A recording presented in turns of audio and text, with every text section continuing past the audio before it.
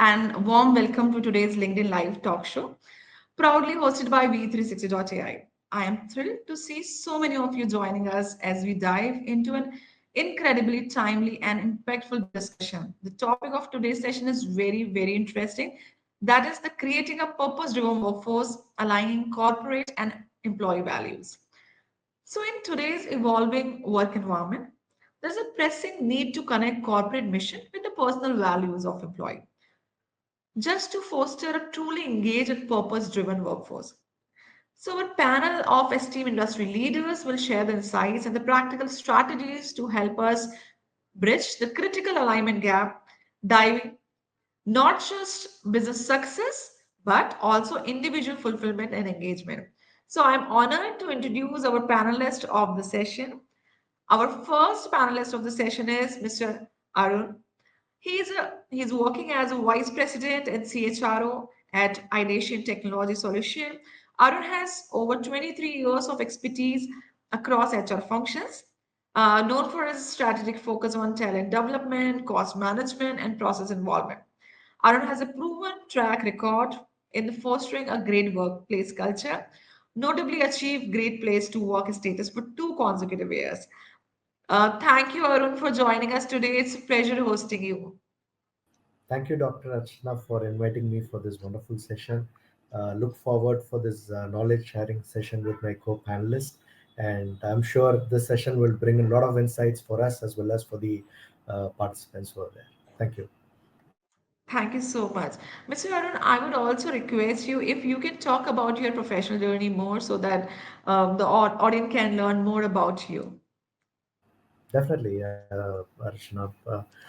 I'm an MBA graduate, passed out in the year 2001, and after passing out my MBA, there were a lot of opportunities that were coming up in the BPO sector. And 2001 was the year where Chennai saw a couple of BPOs booming, and they had a lot of opportunities for young talents to join their team. And that was one brilliant decision that I've taken in my life to join a company called Alsec Technologies. I joined them as a customer support officer, and during the interview, I showed my passion towards working for the HR department. And the leaders of the organization understood that, and they gave me a very simple task saying, "I have hired you for a reason. So if you're able to fulfill the hiring requirement for 6 months, I would definitely give you an opportunity to be with the passionate team that you intend to work with." So even though marketing was not my passionate area, I learned, I worked, and then I was one of the best performers in the team, and that made me to move to the HR department. So as I started showcasing my interests, talents, and other aspects, I started growing with the organization. I was with the team for about 12 and a half years, and every alternate year I was promoted based on the performance that me and my team were able to execute and explicitly display to the entire organization. I was part of two uh, mergers and acquisitions. First merger, I was part of one of my manager, and the second merger and acquisition, I handled it myself, which had about 9 different locations, which we had to bring together and make people work towards one common objective. So that was a challenging task, but still we made it very effectively, and the entire organization appreciated the efforts that the entire team had put in. After 12 and a half years for me with Alsec Technologies, I worked with a company called Omega Healthcare. They are primarily into US medical billing. I was heading HR for their Chennai unit. And in 2016, I was managing the HR business partnering role for one of their business units called medical coding. I was heading the HR business partnering role for this unit, and I handled 4 locations for this particular business unit. And then I joined a company called Citus AMC. Earlier, they were called String Information Services. I was head of HR for their India team. And then I was managing the HR analytics for the global teams. And I had a very small stint with the manufacturing setup called Vistion Electronics. They are a top one organization in terms of providing electronic displays for automobiles.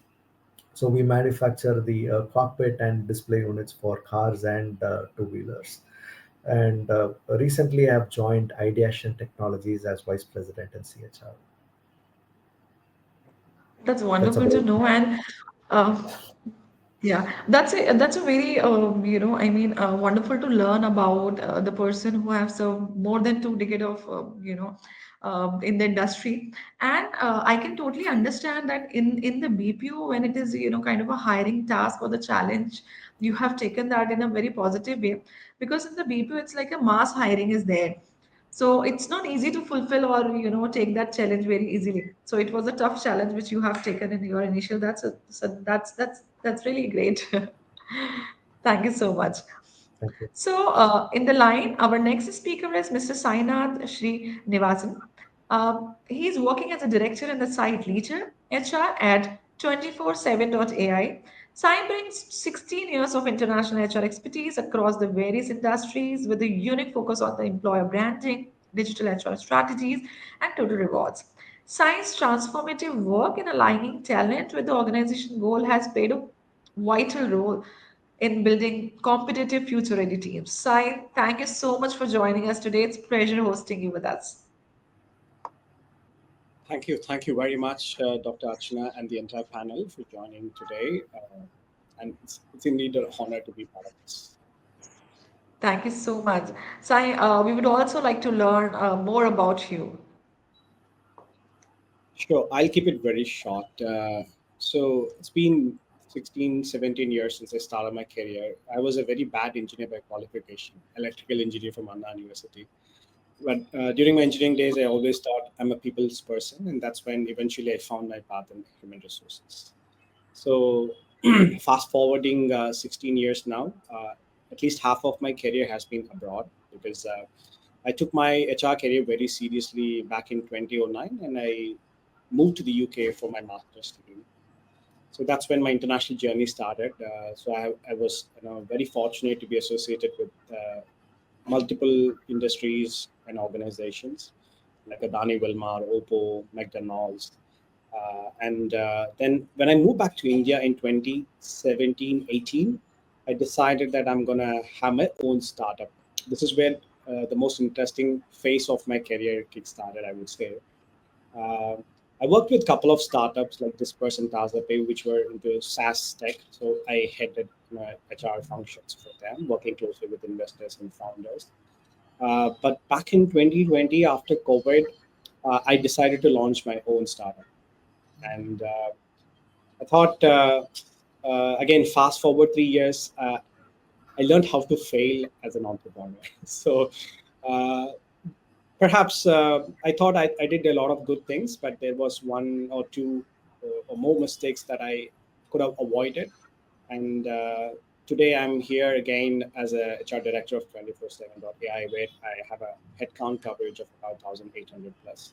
So long story short, but I'm looking forward to learning from the panel, and I hope that the audiences here can also enjoy the session. Thank you. Yeah, it's very interesting to learn about you also, science. So it is wonderful. I mean, you were having your own startup running and learning, and it is a continuous journey. I mean, I feel that the life is about continuous journey, and yeah, sometimes when we look back, we feel that we have committed certain mistakes, but that's fine. That was there for the learning. Everything happens for the reason. That's right. All right. So thank you so much for joining us today. Our next speaker in the line is Mr. Arvind Bharti. Hello, sir. Good afternoon. I hope my voice is clear to you. Yes, it is very. And I had to join with two devices because camera wasn't picking up and streaming. Glad that V360.ai is doing this and happy to be a part of Thank you so much. So let me briefly introduce Mr. Arvind Bharti ji. Arvind ji is having more than 2 decades of diverse HR expertise and organizations like the World Bank, Flextronics Technologies India PLC, and Scope International. Mr. Arvind ji brings deep insights into the global talent strategy, corporate governance, and value-based HR. So thank you so much. It's pleasure hosting you. Thank you so much for joining us today. Arminji, if you can talk more about your professional journey with us. it. So all through my education, I've been more of a biology person. So people and nature comes naturally inculcated in my family and eventually through my studies.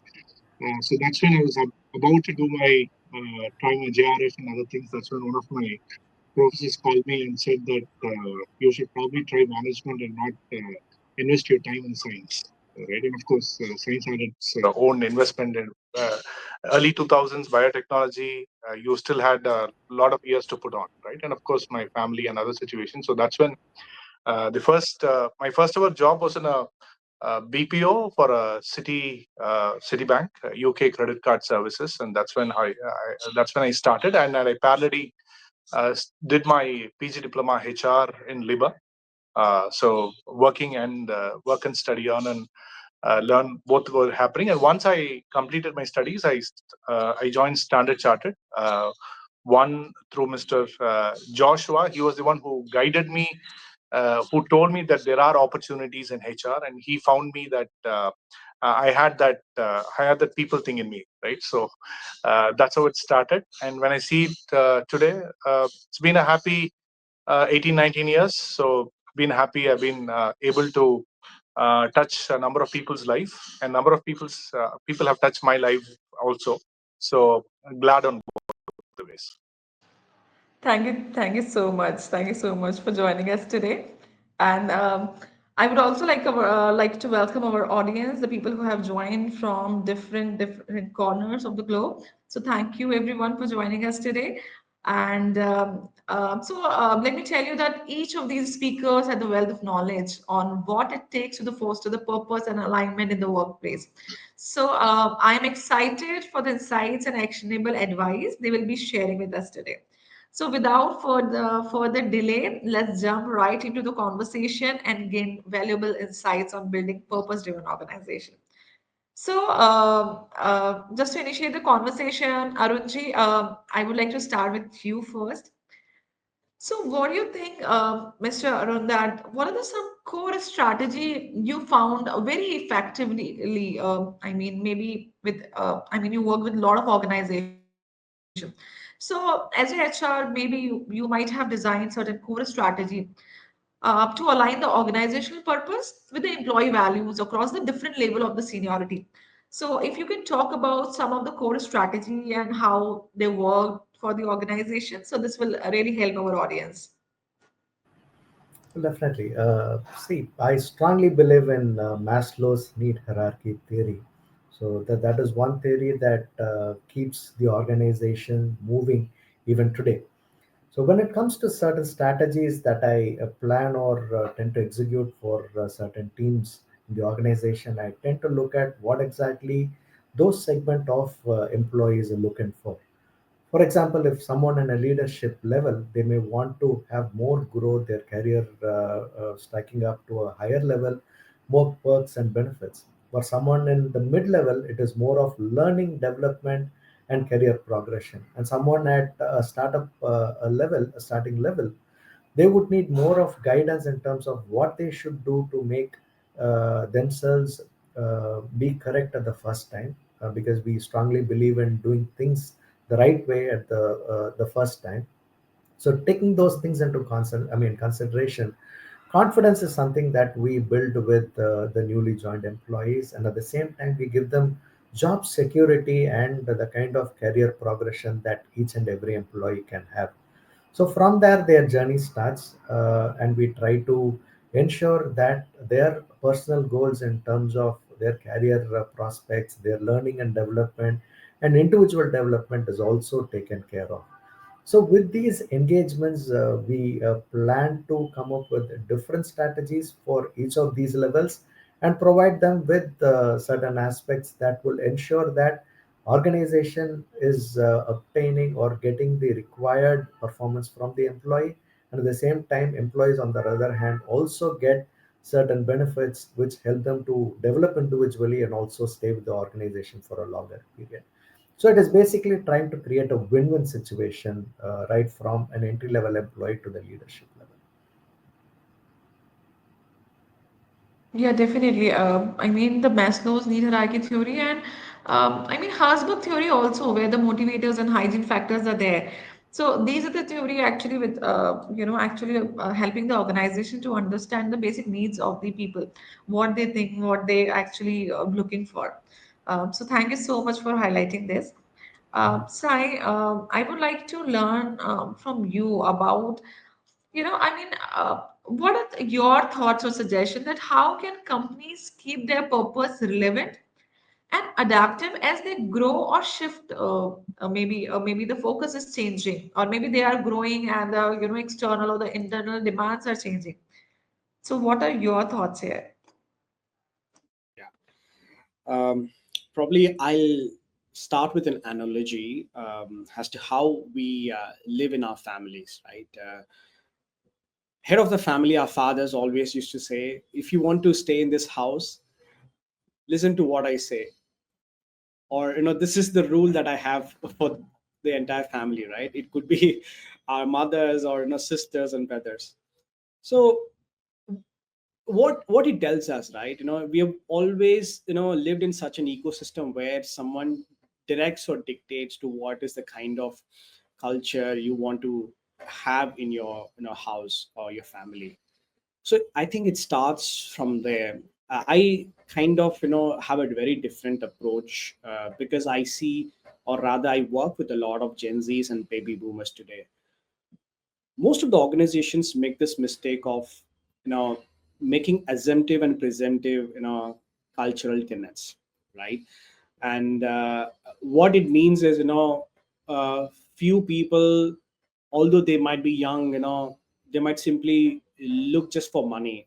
I have spoken with at least 300 odd people, and at least for 40 to 50% of people say, hey, I joined this organization to buy an iPhone, or to simply buy a MacBook. And imagine, this is the kind of goals that is very short in nature. They come with, and then eventually, or work for 3 months and 6 months, and then walk away, right? Now, to answer to your question on how do we align purpose, right? This is where I think we being presumptive and assumptive really kills the whole case. I, as a HR leader for my current organization, or even in the past, I've always believed and strategized talking to people consistently, aligning purposes every month, because these days Gen Z's and baby boomers, they keep changing their goals. They want to do something this month, and again next month something else, right? And it's so dynamic in nature. Now that's where we have created something called as a supervision governance framework in my current organization. And this framework involves, connects across levels, be it skip levels, focus groups, understanding. These are more like coffee chats, not just review meetings. So we try to talk about their personal goals, and sometimes HRs take the liberty, considering the freedom that they have with, or the connect, or the relationship they have with the employee, asking about how is your financial position. Do you really look forward to moving to another organization for your financial goals, etc. This gives us a better indicator of how many percentage of people are inclined towards career growth, compensation, etc., etc. Right? And as an organization, we work 24/7, as the name say, 24/7.ai. Now again, there is a bigger challenge of retaining people who work in graveyard shifts and night shifts. Now how do we do that? Is that's where people, ideally, if we fall asleep at around 2 or 3 o'clock, wherever you are, whether you drive a car or you're at your home, whatever it is. That's the kind of time we utilize. That's the time frame we utilize to run some fun activities on the floor. So these are some smaller but effective ways of how we engage people, how we tell them that, hey, we care for you, right? And eventually trying to align their purposes. Okay, if you think of buying an iPhone, do it for 6 months, you get some retention bonus at the end of 6 months. And then we try to navigate through these thought processes, and then we travel with them as a HR team. So I think this is one of the classical ways we have successfully been able to align purposes. And let me tell you, in our industry, attrition rate is pretty high, like you called out some time back, but we are somewhere at 3.3 percentage, which is a remarkable number. Yeah, that's wonderful and very good idea. This is a good strategy that you found that this is a particular hours where people are feeling down. So that time, if we are doing some fun activity and activity like that, where people are more engaged, then obviously that kind of a situation will not arise. So that's wonderful. Yeah, and I also feel because of this generation, the trend is they are looking for some instant gratification. They have some minor goals in mind. So yeah, we have to think like that generation only, and we are supposed to provide them what actually they want, and we have to align that what actually organization is needing from them. So that's wonderful. That's a very good insight on that. Arvindji, now my next question is coming to you. So sometime, obviously, to align the larger purpose of organization with the individual roles, so it is not that easy. We have to implement a lot of strategy. So, how do you help employees, connect with their individual roles to the larger purpose of the organization? If you can share any of the practices which you have already adopted. Sure. I can give you three quick examples. One is about a bank, which is from the NBFC side. The second is from the energy industry, and the third is eventually from a startup. So from a when I used to work with one of the banks, right? See, one of the very basic things that they used to do is to create something called as a value system inside their performance appraisal. Okay, so as much as the ratings differ between words or numbers or whatever it is, right? You start from 1 to 5 or do a exceeded expectations to did not meet expectations. So good to average. So whatever the star rating of today's Swiggy and Zomato, right? Where eventually the started at least 3 decades back in the performance appraisal practices of HR. So I would proudly claim that we started it by all means, right? So what the practice was very simple. So whenever you have that quarterly discussion of your performance, right? The bank will define. So there are job families across, right? And each job family will have its own set of value proposition set, right? For an example, credibility, right? For an example, togetherness, right? So these are specific values that are set for that year, for that job family, depending upon what kind of growth is expected from that job family, right? And when we start the conversation, or when we actually start the goal setting for that year, so there'll be two parameters involved. One is your performance rating, which is eventually given 80% of weightage in your final appraisal. And there'll be an addition saying, grade saying, or rather value rating, which starts at A, B, C, D, and E, right?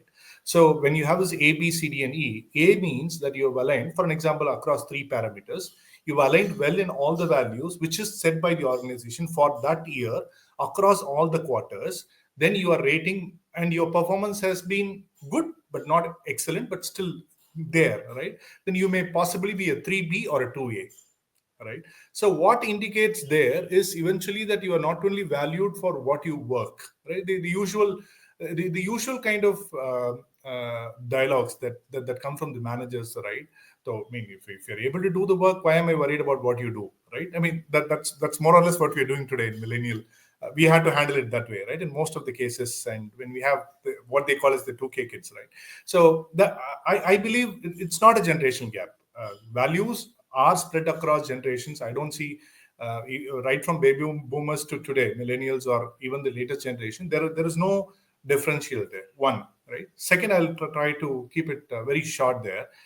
So what they used to do is there used to be called as a visibility of goals, right? So when you can do your goal setting at the start of the year, the top management, or rather your director or the president of the organization, has an option to visibly show their goals in the performance management system. So you can go and choose one of the values that he has described, one of the purposes that he has described for the year, right? So that is one option, which is called as the visible goals or visibility of goals, goal visibility, and it will be included a part of the goal. So it is an open option. That's second one. The third simple option is there is a credit system. How you usually do the NCC, NSS, Red Ribbon Club in college, right? So for every purpose related badge or good work that you do, the manager recommends for your badge or for a credit system that have this was worked out in a startup. So what they do is they give you 2 credits, 4 credits, 3 credits at the end of the half year, so that in addition to your performance rating, you're also getting that additional. For an example, if your rating has to be minimum 25 on the score of 25, getting a 2 or a 4 addition is certainly will bring you up in your next appraisal, including your monetary benefits as well. So these are 3 different ways. Depends upon the management, the leader and the management has to decide on how to take it forward, but there are multiple ways from HR perspective. Thank you so much for this. So, actually, this kind of approach is really helpful because people are clear that what they are supposed to do, everything goal and objectives are clear, and they can also earn the kind of a credits. And I mean, if they are looking for incentives, so they are clear that the roadmap is actually very clear for them. So that's a wonderful idea. I hope this will help our audience. Coming back to Mr. Arun, I would also like to know that sometime, because as a HR, we have to take a lot of purpose-driven initiatives. But how do you ensure that the purpose-driven initiatives remain authentic within the organization? And these are not merely just for the performance within a large organization. Right. Well, absolutely. So there are two things. One, as you said, it has to be consistent. Another one is people trusting the purpose-driven values and then contributing towards that. Some of the key things that I predominantly perform is to communicate to employees at a frequent level. So before we start with a new initiative that is going to impact or bring in a change to someone's work or work-life balance, we communicate to them even before that is being implemented. We give down what are the points that would benefit the organization, what are the benefits for the employee for these initiatives that we bring into the business. So when such communications happen, people expect it on a positive note and they try to start contributing. Over a period of time, we also do a dipstick check to see what is the participant level and the same time how effective people are utilizing certain value streams that we are trying to build in. During those dipstick methods, when we surveys, when we find or when we observe that the numbers are going up and down, and if it is not steady or if people are not able to add value to the new propositions, we go speak to them, we make them get involved in certain activities that makes people to understand and then they start contributing. So there are few leaders and there are few employees who are identified as future leaders. So instead of HR or the manager or a specific leader driving these initiatives, from each team we identify these future managers and we give them a clear explanation as to how these purpose-driven initiatives are going to support on a larger picture. Knowing this, we get in a lot of buy-in from these future leaders, and at the same time, they also support us in driving these initiatives amongst the teams and make it a huge success. So for me, it is more of communicating. For me, it is identifying people who have the maturity to understand, take it to the level of their team members, and then make the team understand on a very simple level, and then drive the team towards achieving certain business goals. So communication, people management, and consistency. These are the things for me, Dr. Rachna. Yeah, definitely. And I mean, when I talk about different strategy or maybe the actual, what is actually one thing which is very much needed in the organization. Every HR, CHR was director, everybody says that it's a clear communication. I mean, if the communication is not going in the right direction, then obviously it can lead to a lot of issues in the organization. So that is also key for success for each and every organization. And I mean, it is a very much needed thing, that clear communication is required at every step. Thank you so much for this. So Sai, I am coming back to you with a very interesting question. So, as you understand that when people are at different, stages of their, employment, or you can say I talk about the employee life cycle. So when employees are at the different stages, their mindsets are different. Right. So, if you can suggest some of the practical steps which HR can take to assess and nurture the purpose alignment during the different stages of employee life cycle. Yeah, it's indeed a great question. Um,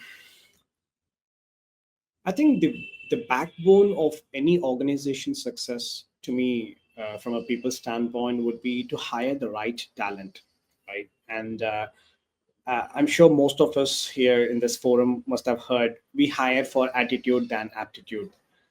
I would want to buy in to cite some examples. The reason being is um, there were days where it was more of competencies and skills technically, but I think the world is changing towards how adaptive we are to any kind of environment, right?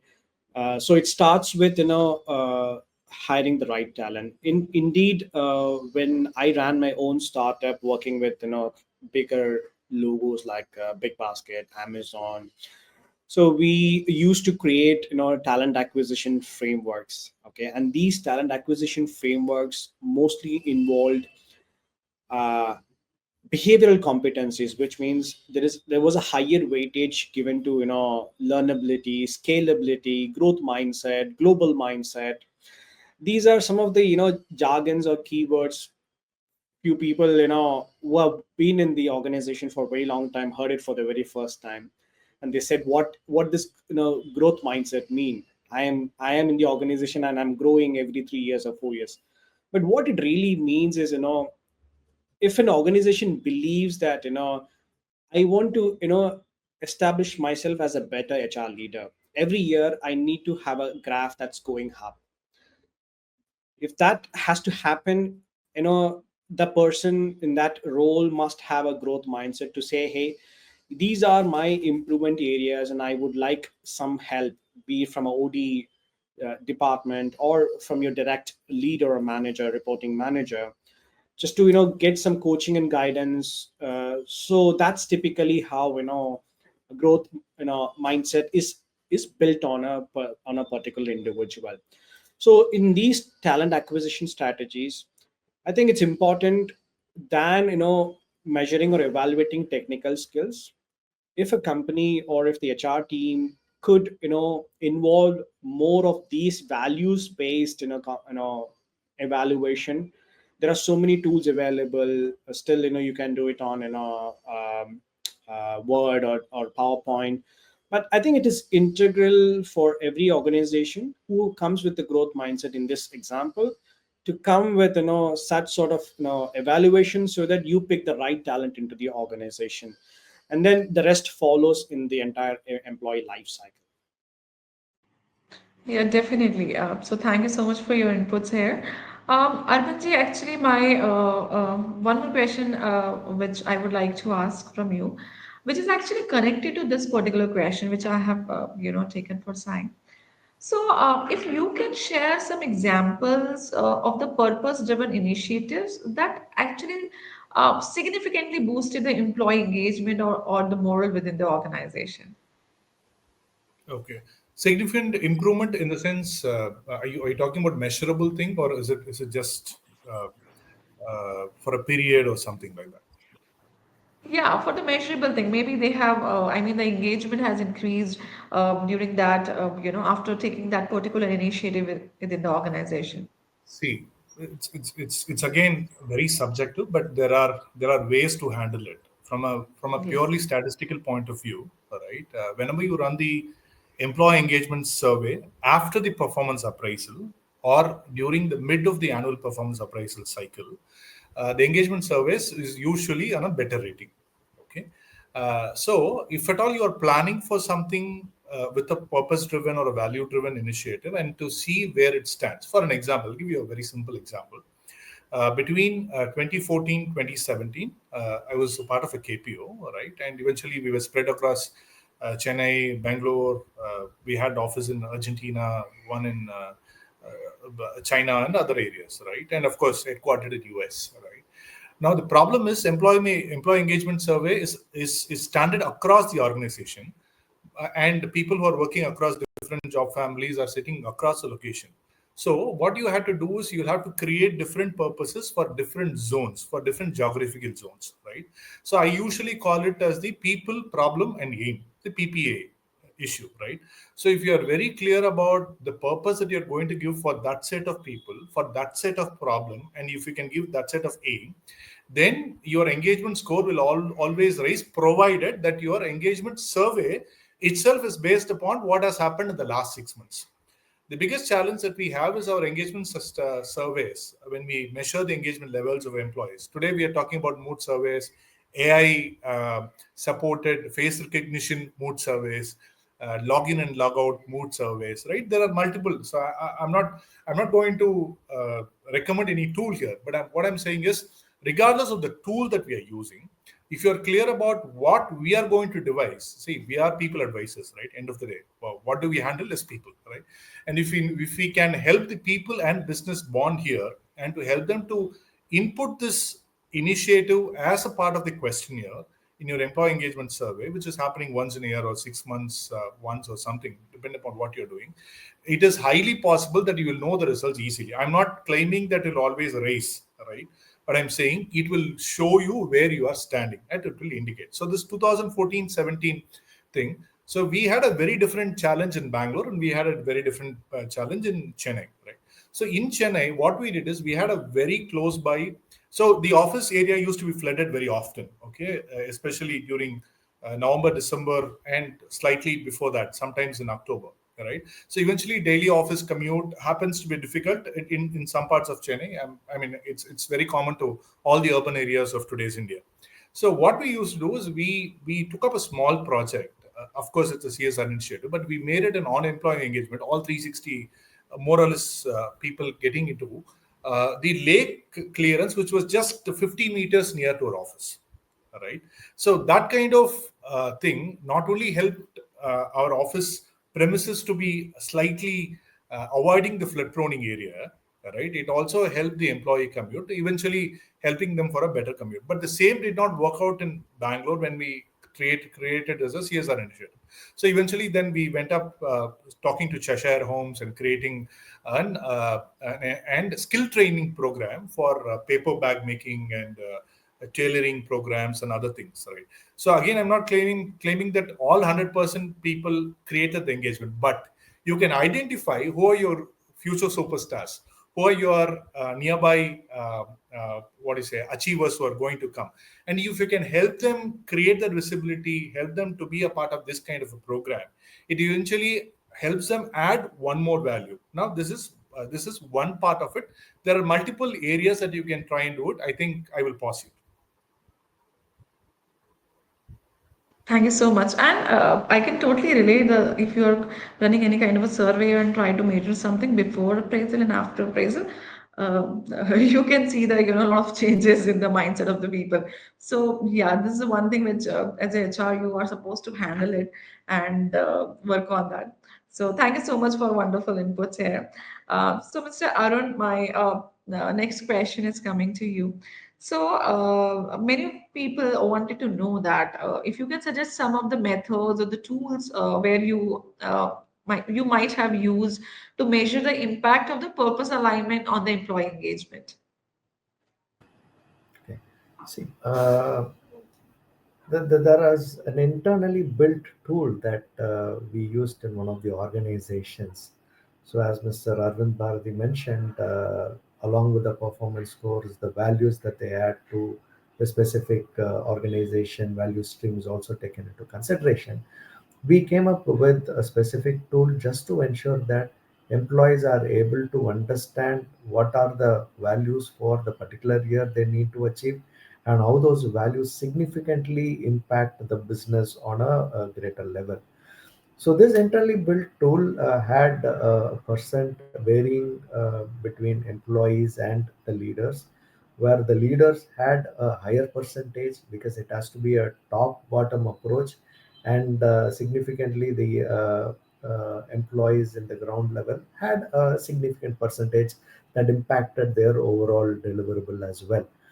This tool had a weekly and a monthly score that reflects to all employees, and the entire team, including the employee, had the visibility to understand how exactly they are contributing towards certain value propositions, and how exactly are their progress impacting their teams on the whole.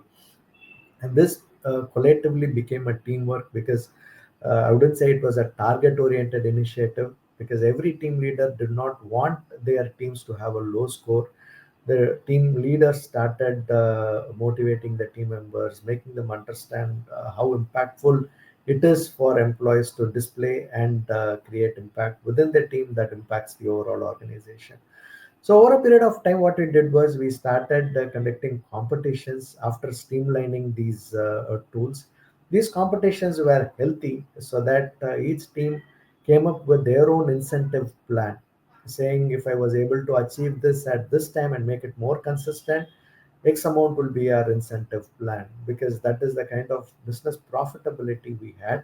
And people were able to come up with certain incentives, which were also given to the winning teams as a rewards. So sometimes we gave away TVs, sometimes we gave away electric bikes to employees, and sometimes it was a monetary benefit. So these competitions played a very healthy role, not just for employee to bring the value stream as part of their DNA or part of the work that they do on a day-to-day basis, but also significantly it started creating top performers, better performers, and achievers.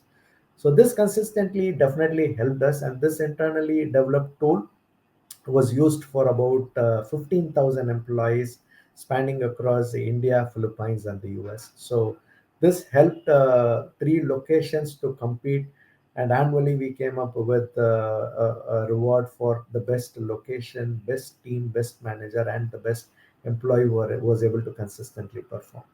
So this tool definitely helped us, Dr. Archana. That's wonderful. And if there is something which people can see and relate in that particular, I mean, the gift or kind of a reward can motivate them for a long run, then it's such a wonderful idea. So Sai, my next question is coming to you. Sometimes this happens that there is a misalignment within the organization between the personal and the corporate values.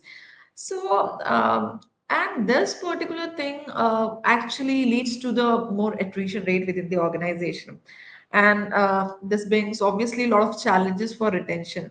So how do I address this kind of a misalignment within the organization? Yeah.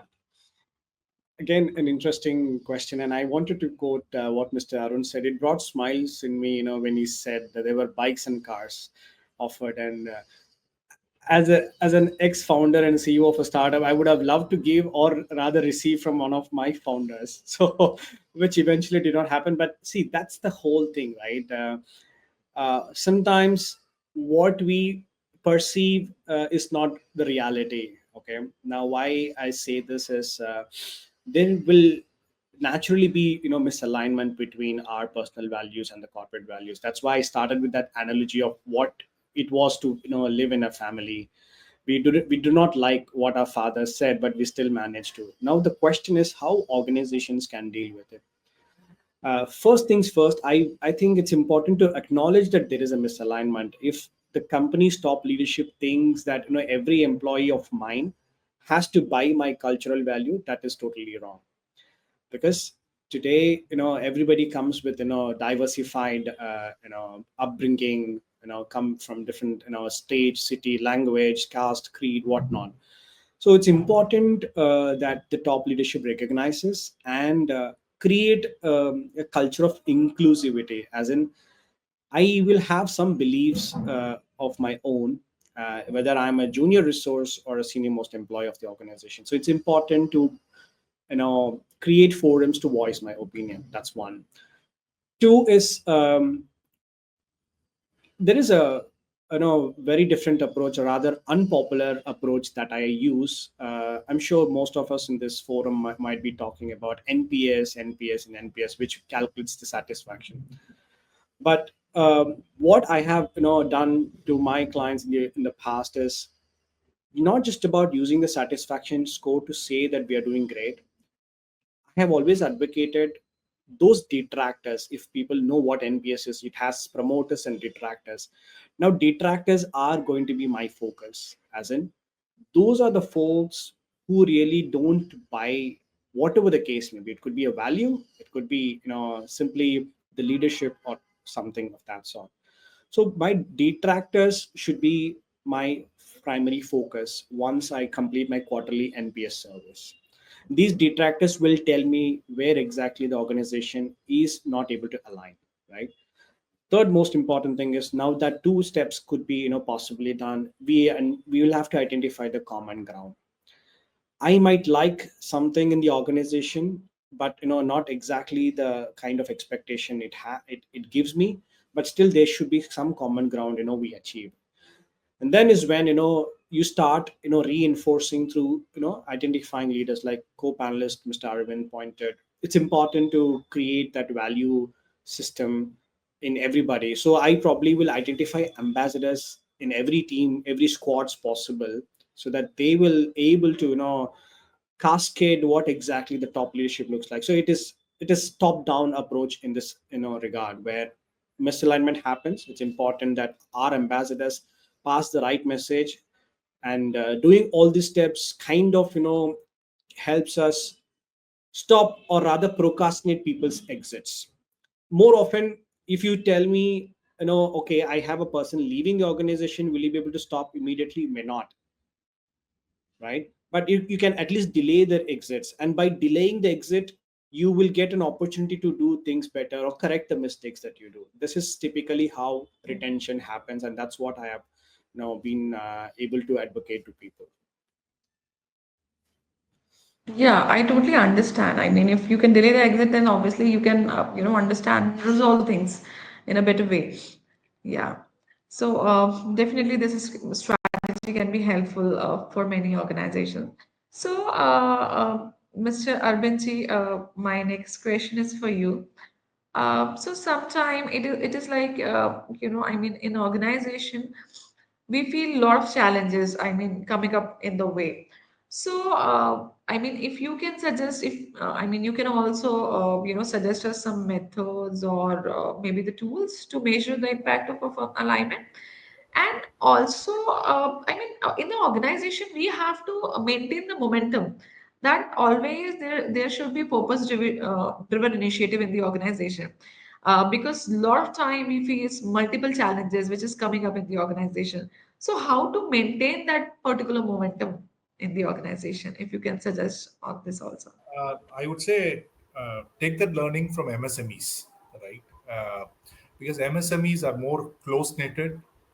MSMEs have more or less binary purpose and not multiple purposes, one or two largely purpose. So they either stand on the entire profit model, or they'll be solving a community need, or possibly closer to social entrepreneurship, what we are talking today. All right. Um, my larger perspective here is to embrace the failures that would usually happen in misalignment. Right? Mr. Arun was talking about the tools that we had explored, and the success that we had, the kind of gifts that we are able to give based upon that performance. And of course, Sai drew down a point about the top-down approach. The other perspective is from a field perspective. I would eventually say it's also about listening to what's the murmur that is happening on the ground. Right? Usually, the murmur we so sophisticatedly call it the grapevine or whatever it is, right? The water cooler talk or something. But the murmur is usually the gruntling happens not only for money, not only for the manager behaviors, possibly for working condition, possibly for how the business is being seen outside of the premises, or outside of the business, by the vendors, by the people, by the B2B, by the B2C, right? So usually, if the owner or the board of directors or the people who are managing the entire business at the CEO or CXO, CEO level, we're able to see the murmur at the bottom level. I'm not saying that you can change everything overnight, but you will be at least aware what's coming on, right? You are ready to. So see, eventually, from a management perspective, the one good thing that an HR can add value is to create that cushion, right? You tell them for upfront, forefront. I see something coming up in the next quarter. I see this segment may not be going good. I see this going very good. That cushion is very example. I'll give you two quick examples. One energy company.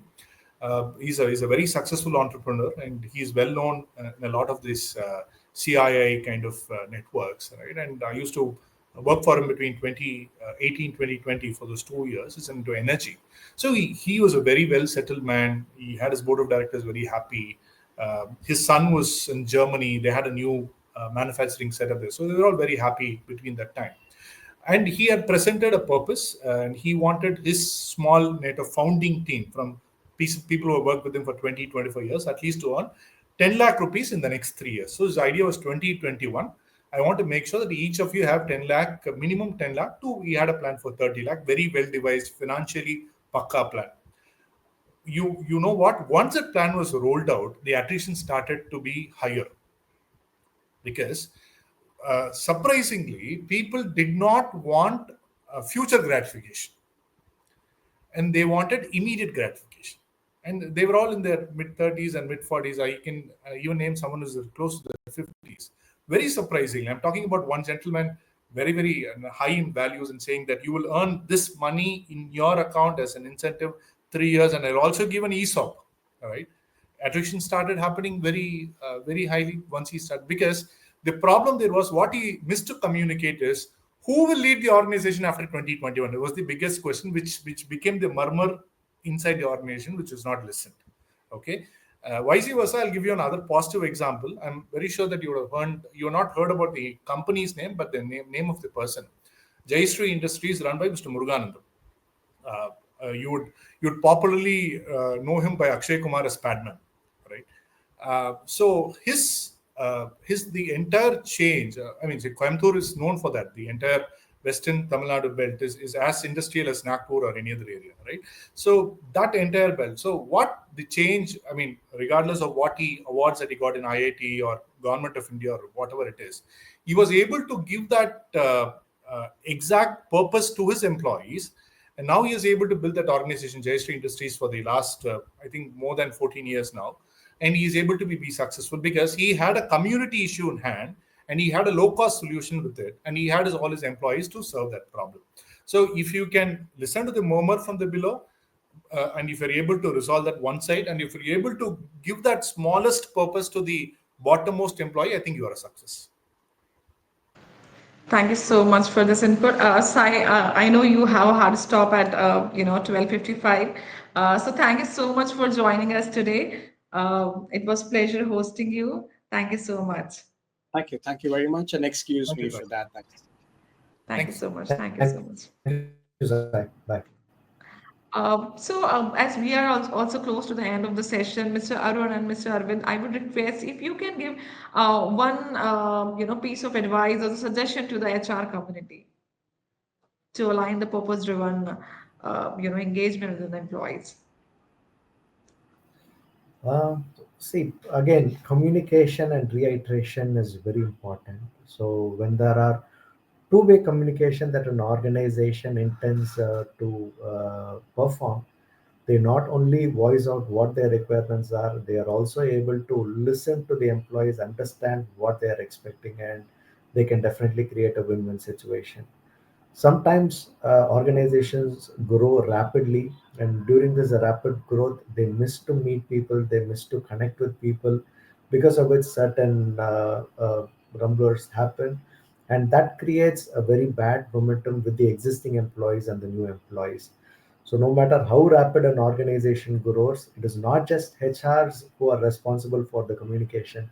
Every leader, every manager in the team should take up the responsibility to connect with their teams, talk about the happenings in the organization, talk about the different things that would create a bigger picture. I mean, give them the bigger picture and how it impacts them as an individual and the organization. And number two is to reiterate, because we ourselves, being an HR, sometimes we forget some important things.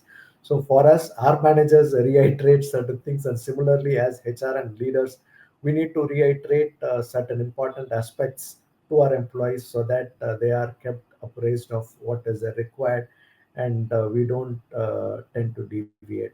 So for me, every employee to be listened and to listen, and reiteration from the organization's perspective is very important. Thank you so much, Mr. Arvind. Over to you. I think reiteration was an excellent thing, and HR can be a facilitator for reiteration. Thanks, Mr. Arun. I was about to take that at the last point, but I think I'll stick to 2 points there. The first is eventually, if you are the person who knows the people and the problem, right? And across, I'll tell you very openly, most of the organizations do not want HR if there is no talent management, if there is no performance, or if there is no recruitment, right? I know people who are not in India, but of course who run companies out of India in India. I tell them that they don't need an HR. They need advices at times, complaints at times, and that's all, right? So how do you be a part of the business? Is purely being a part of the actual journey of that business by itself. So you need to know the problem of the business. You need to know the people of the business. Similarly, you need to know the kind of people in employees, and also you need to know the problem of the employees. So this settles one issue, or rather covers most of the issue.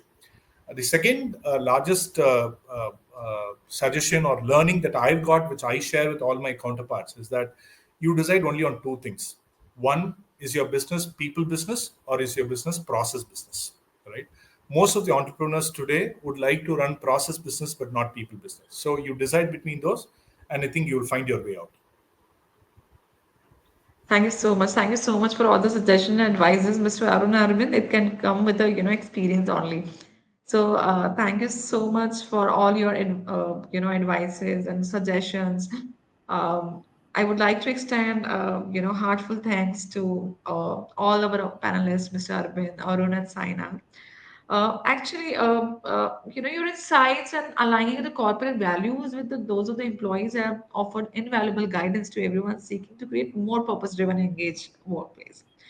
I also feel that from fostering the employee alignment with the corporate goals to embracing meaningful values, today's discussion has shown us that the purpose and the work goes beyond a simple mission statement. It's a daily commitment that actually energizes the team, drive the productivity, and sustain the long-term growth. So thank you, Mr. Arun, and thank you, Mr. Arvind Bharti ji, and thank you all our attendees for joining us and being the part of the insight of conversation. Let's carry forward what we have learned today to shape workplace that inspires, empower, and bring out the best in every team member. So remember, your impact matters, your contribution matters, and your legacy matters. Mm.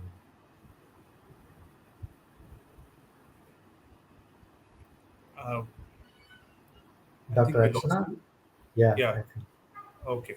Right. Anyway, so if there anyone in the team who's listening to it, so my thanks to V360, Lokesh, and eventually the entire team, to entire team of Archana Tiwari and Mr. Lokesh and everyone. Very, very thoughtful initiative, and keep going. And wherever I can support, I'll be of good support. Thanks, Mr. Arun. Thanks, Mr. Sai. Thank you, Thank you so much. thank you, 360 location, Dr. Archana, for this wonderful session. I look forward to many such thoughtful sessions in future. Thank you. Bye.